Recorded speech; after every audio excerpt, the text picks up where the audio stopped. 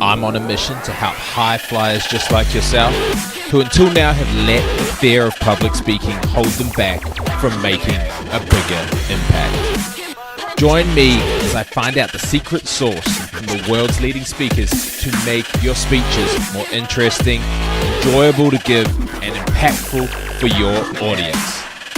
That's the mission, and this podcast will get you there.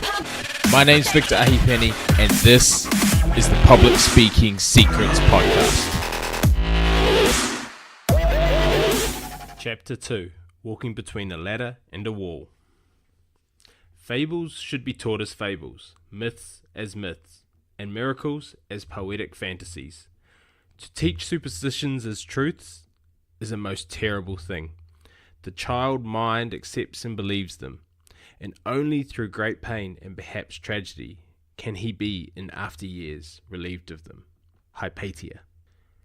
When you purchased this book, you had no idea that you would also be learning how to avoid bad luck for the rest of your life. Unfortunately, you will have to keep on guard at all times, as there's a lot more to avoid than just walking under a ladder. I've done some of the heavy lifting for you and created a list of things to avoid if you're superstitious. Here goes. A black cat crossing one's path, walking between a ladder and a wall, certain numbers, 4, 13, 14, 66, Friday the 13th, failing to respond to a chain letter, breaking a mirror is said to even bring 7 years of bad luck, shoes on a table, opening an umbrella while indoors, ravens, crows, and magpies. If you may have encountered that black cat or broken a mirror, do not worry, because here's a few things that you can do to improve your odds. Seeing a penny and picking it up on the daily, knocking on wood, breaking a wishbone and making a wish, crossing your fingers, taking a dead rabbit's foot around everywhere with you. Of course, these are all superstitions. However, some of us have them so ingrained into our subconscious that we wouldn't dare walk under that ladder. I mean, life's a lot easier when you blame things that are within your control on external forces. Just ask your horoscope. Been having a tough time at work? Your car and washing machine break down in the same day? It's most likely because Mars has gone into retrograde. I've seen people who have had a few things go off and write off the entire year in June. Hashtag bring on the new year. So what's all of this got to do with public speaking? Let me ask you this. Where did you hear about all those good and bad luck superstitions? Who told you about star signs, horoscopes, and bad things happening in threes? Can I hazard a guess and say it was your family, friends, and teachers? Or as I like to call it, society. The same society who taught your parents and their parents the same ideals. When you hear it enough from a variety of people, then it becomes ingrained in your subconscious. It changes your thoughts, feelings, and emotions towards those things. You've been conditioned by society to walk, talk, and act in a particular way. Let me now ask you this. Where did you first hear that public speaking was something that should be feared? That people hated it? That it's the biggest fear in the world? I guarantee that as a child, you didn't go to kindergarten and decide you wouldn't share at morning show and tell because you were meant to hate it. Maybe your first experience was like mine, standing in front of an audience, trembling and panicked, and unable to regain your confidence.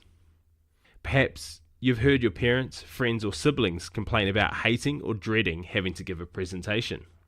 Whenever you find yourself on the side of the majority, it's time to pause and reflect. Mark Twain. So if the majority is on the side of fearing and hating public speaking, is it time for us to pause and reflect? To get a better answer, we need to ask better questions. Why would we want to be a better public speaker? For me, I've had different reasons at different stages of my life. Depending on your level of public speaking, you will probably go through a similar journey. In my early teenage years, I used it to build confidence and to gain an unfair advantage in the classroom. Towards the end of my schooling, I was using it to win school speech competitions, pass public speaking exams, and to qualify for national speech competitions to pit my skills against the best around.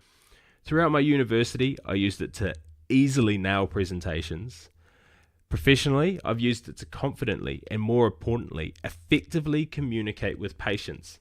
I am a qualified physiotherapist. Since then, I have further understood the power of public speaking to share a message with more people and have a greater impact.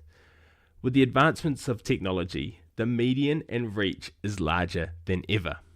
In the past, you traditionally had to speak live in front of people, being featured on radio or TV, or getting in the print media to share your message.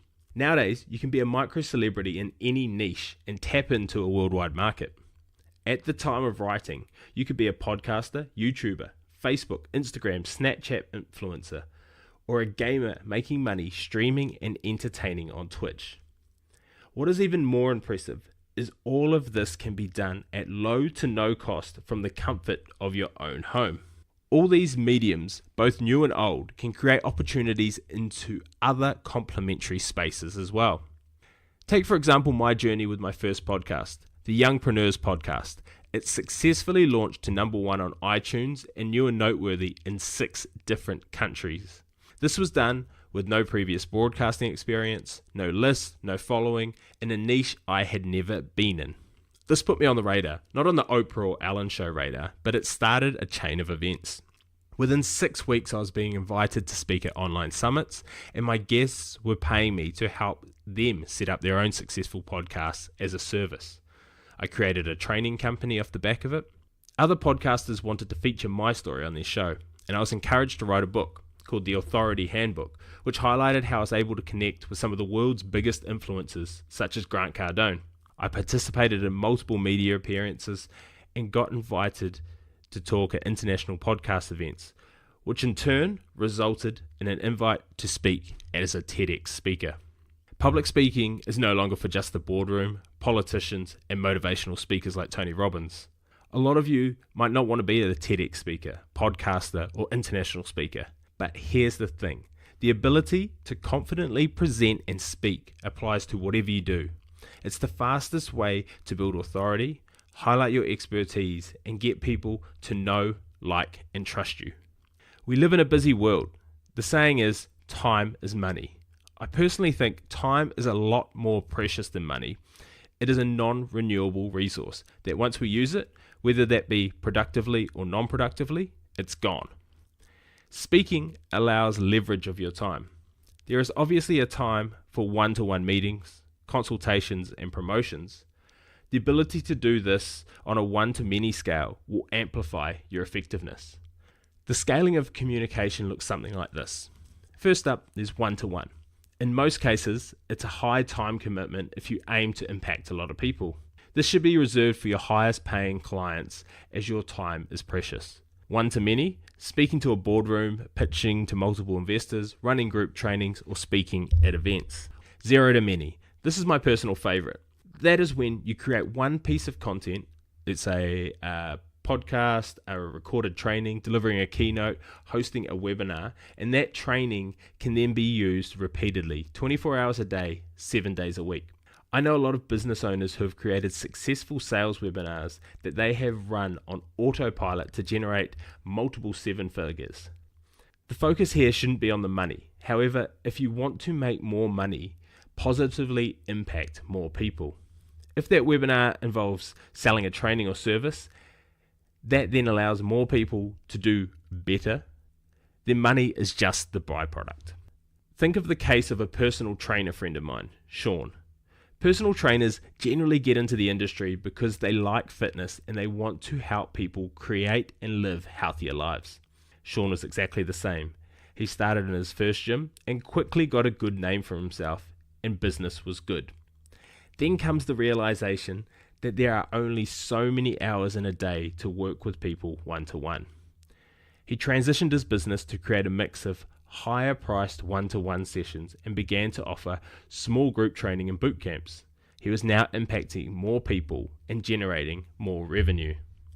The same problem occurred though, because there's only so many hours in a day. The only option to level up was more of the one-to-many group classes. Instead of just creating more group exercise classes, he decided to use public speaking for leverage with fitness education. Working on goals and accountability in a group, bringing in dietitians, physios, and exercise physiologists to run some of these sessions, did three things. The first, it allowed his clients to get a better overall experience. Second of all, leverage his time to talk one-to-many for a lot of things he was previously doing one-to-one. And the third, to bring in other experts, which boosts his authority. Guess what happened? He maxed out his time again.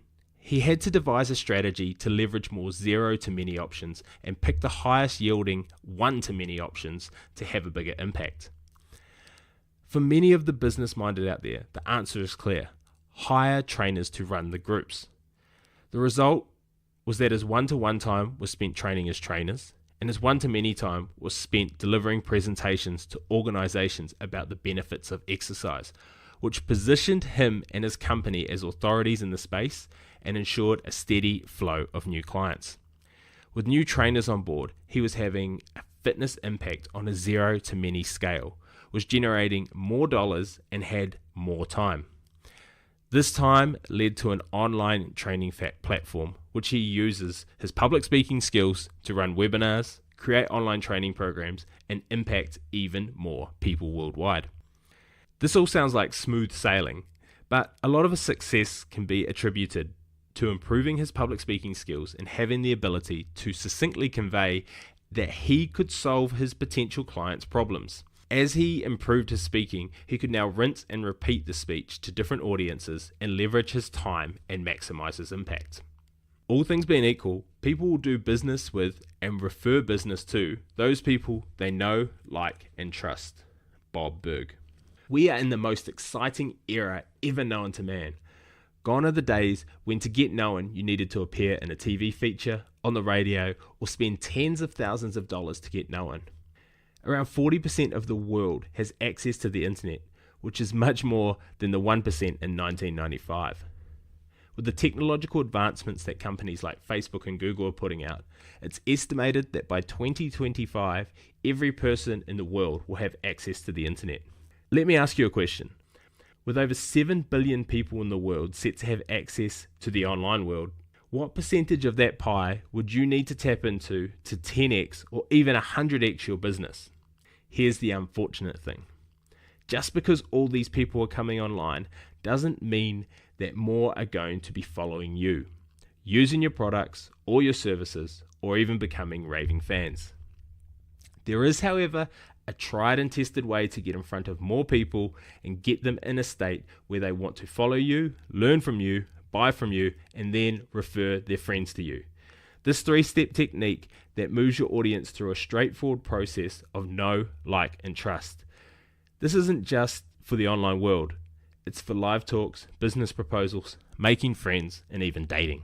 Before anyone will make any type of deep commitment to you, be that accepting an idea, purchasing a product or service, hiring you for a job, or saying yes to that first date, most people will want to at least know who you are. The basis is simply this. If people don't know who you are, how can you expect them to want to do business with you? Becoming known partly comes back to how you position yourself, build your authority, and highlight your expertise, which all tie into people liking you more and trusting you. Think if you're looking for an accountant. There are 3 in your area, all with similar qualifications, and have been in business for a similar amount of time. You happen to go to a local event where one of the accountants is presenting some helpful tips for tax time. They are now on your radar. You know who they are. Then they give you some amazing tips and show you their expertise. This giving of value has led you to like them. You're now discussing them with one of your friends who absolutely raves about how great they are. This recommendation from an independent third party creates enough trust for you that it's a no-brainer.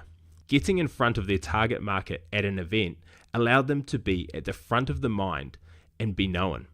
Giving value allowed them to be liked and build some trust. This trust was then drummed home with a recommendation from your friend. It's important to begin to understand you are an expert. My personal definition is you're an expert if you can teach 8 out of 10 people walking down the street something about your chosen topic or area of expertise. Once you believe you are an expert in this subject, you can now become the expert in presenting it. Being trained as a physiotherapist, I think I'm an expert in rehabilitation of injuries. Sure, there's lecturers, professors, and world leaders who have more expertise than me. They are the experts to the experts. But I can still bring immense value to the general population. Side note, imagine that I went to a local community hall of people looking to exercise without injuries or do some injury prevention. I could show all of them something of knowledge. If I went to a physio symposium, it might be a little bit different. Stop what you're doing, and I want you to write down a list of all the things you believe yourself to be an expert in based on my definition. Isn't it surprising just how many things you have a level of expertise in? The problem is, many experts are the best kept secret. As experts, you need to be building up your authority in that industry, whether that's speaking at events, creating a blog, a podcast, featuring in the media, interviewing other industry leaders, or creating referral partners and raving fans. Think back to that last person who you heard speak from stage, or host a TV show, or even train you at the workplace. By being the centerpiece presenting, they command authority, which, if done well, can further enhance their business and brand. Getting people to commit to doing any type of business with you is more than just having the best product or being the smartest in your industry. Authority building exercises get you in front of and known by more of your ideal people. This allows you to highlight your expertise and lets them like and trust you. Authority plus expertise equals attention plus trust plus opportunities. In a dopamine fixated world with the attention span of a goldfish, being an effective public speaker who can hold people's attention while conveying a message is gold. The medians might change over time, but the fundamental philosophies stay the same. Warren Buffett, one of the wealthiest and most successful people in this generation, ranks it as one of the most important skills you can invest in for your future success. Only thing he has framed in his office is a certificate he received from a public speaking training he did in the 1950s. He even goes on to say he would pay 10% of your future earnings and that you can improve your value by 50% by learning communication skills and public speaking. That should be a compelling reason as any. So let's dive into the strategies that will allow you to quickly and effectively improve your speaking skills and confidence. Chapter 2, quick summary. Changing your belief patterns. To be able to change your internal belief patterns, you first have to identify them. Spend some time now writing down your answers to the following questions. What are some of the most common comments you have heard others say when it comes to public speaking? What esteem do you hold for those in your industry whom you have heard speak? How would being a better speaker help boost your authority or create more opportunities in your life or business?